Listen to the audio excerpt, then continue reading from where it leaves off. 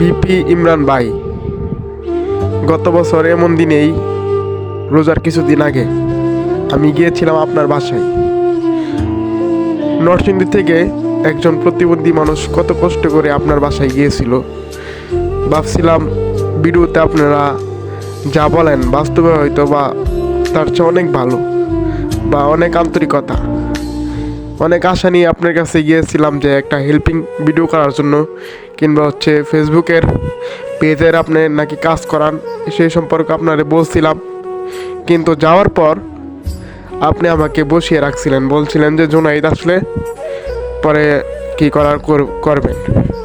আমি ছিলাম আপনার কথা অনুযায়ী, আমি ছিলাম, বসেছিলাম। পরে সন্ধ্যাবেলা রাত্রেবেলা আপনি বলছেন যে আপনি নাকি এরকম ভিডিও করেন না, বা আপনার পেজে নাকি কপিরাইট টেন আসবে, এরকম অনেক মানুষ নাকি আপনার কাছে আইসে পড়বে ভিডিও করলে।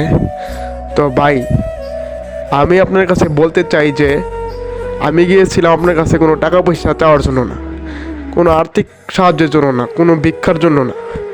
গিয়েছিলাম একটা কন্টেন্ট, যেটাকে বলে একটা হেল্পিং ভিডিও করার জন্য আপনার কাছে গিয়েছিলাম। এ তো নরসিংদীর থেকে অনেক দূর থেকে গেছিলাম।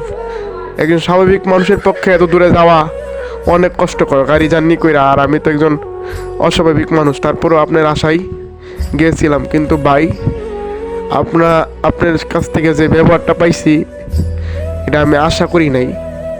এখন দেখি অনেক মানুষের আপনি ভিডিও কন্টেন্ট করতেছেন, ভাইরাল করেই যাচ্ছেন।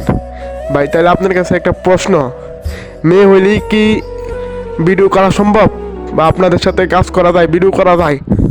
আমরা কি একটু পাইতে পারি না? আজকে তামনার জায়গায় যদি অন্য কোনো ছেলে হইতো তাহলে তো অবশ্যই এরকম ভিডিও করতেন না। এখন তামন্না মেয়ে বলে আপনারা ভিডিও করছেন, আমার তো তাই মনে হয়। এখন আমি তো গেছিলাম ভিডিও করার জন্য, এটা কি কোনো অপরাধ?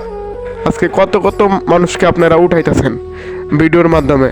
একজন অস্বাভাবিক মানুষ যদি ভিডিও কন্টেন্ট করে একটা কিছু করতে পারে, সেটা তো আপনার কাছে অনেক অনেক ভালো একটা পাওয়া হবে আমি মনে করতাম। কিন্তু আপনি তো আমাকে এরকম সাহায্যটা করলেন না ভাই, এটা কেন?